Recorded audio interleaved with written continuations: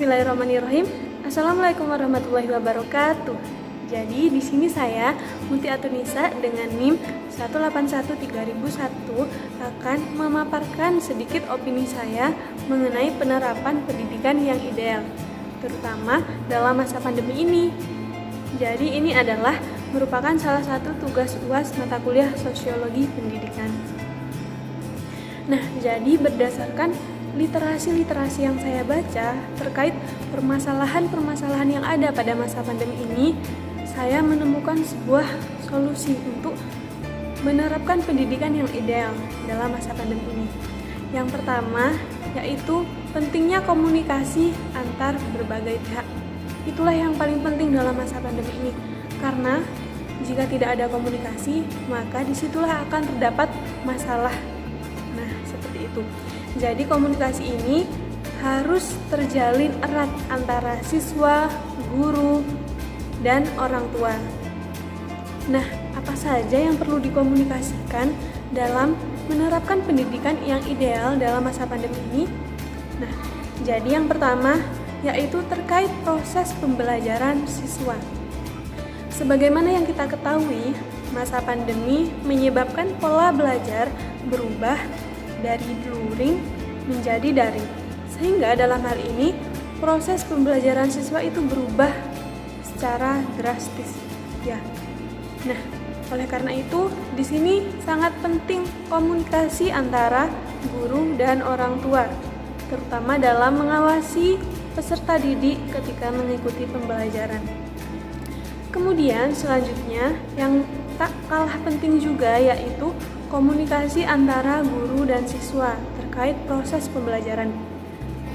Proses pembelajaran daring menuntut kita untuk memanfaatkan teknologi sebaik mungkin dalam rangka melaksanakan kegiatan pembelajaran seperti laptop, aplikasi, smartphone, dan lain sebagainya. Nah, nggak semuanya kan yang bisa menguasai teknologi baik antara guru maupun siswanya. Nah, jadi sangat perlu untuk komunikasi dalam hal ini, dalam hal penggunaan teknologi yang tepat untuk melaksanakan proses pembelajaran. Kemudian, komunikasi juga bukan hanya dalam hal teknologi loh. Yang paling penting adalah komunikasi terkait kondisi dari si siswa dengan si guru. Ini yang sangat penting dan ini yang menyebabkan permasalahan pendidikan dalam masa pandemi ini. Semua siswa itu tidak berada di lingkungan yang sinyalnya mendukung, yang koneksi internetnya mendukung. Terutama beberapa siswa pasti ada yang tempat tinggalnya itu di daerah pelosok, di mana daerah tersebut bahkan tidak mempunyai sinyal sama sekali. Oleh karena itu, disinilah pentingnya komunikasi antara guru dan siswa untuk menerapkan pembelajaran yang ideal, yang bisa menjangkau semua siswa tanpa memberatkan salah satu siswa, terutama bagi siswa yang jaringannya susah, seperti di daerah pelosok. Nah, selanjutnya, komunikasi yang juga sangat penting yaitu mengkomunikasikan segala permasalahan terkait pembelajaran daring, baik antara guru, siswa, maupun orang tua. Di sini, orang tua pasti merasakan keadaan yang berbeda, karena pada pembelajaran daring, orang tua dituntut untuk mengawasi anaknya secara langsung. Terlebih lagi jika anaknya belum paham mengenai materi yang dijelaskan oleh guru. Nah, di sini peran orang tua juga sangat penting untuk mengajarkan kembali apa yang diajarkan oleh guru. Oleh karena itu, orang tua juga harus menguasai berbagai bidang. Yang pertama, materi yang diajarkan oleh guru kepada anaknya, dan yang kedua, teknologi yang digunakan dalam pembelajaran daring. Nah, jadi tadi kan udah saya jelaskan mengenai penerapan dengan jalur komunikasi. Yang pertama ya tadi.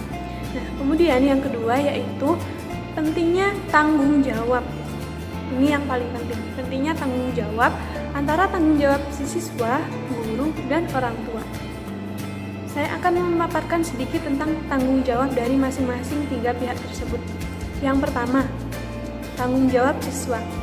Siswa itu bertanggung jawab mengikuti segala kegiatan pembelajaran dengan sebaik mungkin.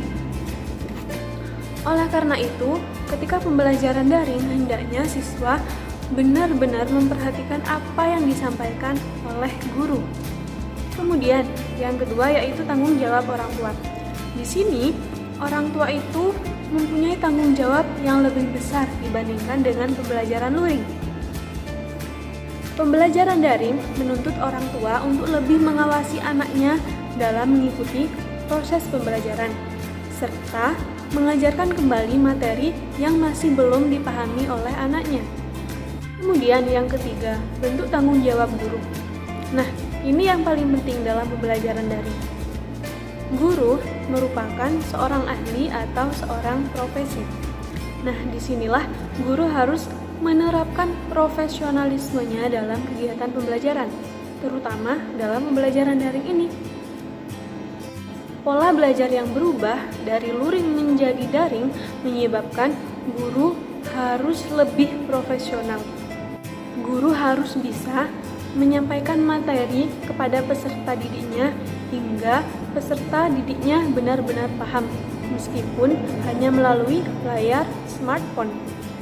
Guru juga dituntut untuk memodifikasi pembelajaran agar bisa semenarik mungkin dan sekreatif mungkin. Nah, jadi itu tadi 3 bentuk tanggung jawab dari si siswa, kemudian orang tua, dan guru. Oleh karenanya, dalam pembelajaran daring ini perlu perhatian besar terhadap tanggung jawab masing-masing 3 pihak ini tadi.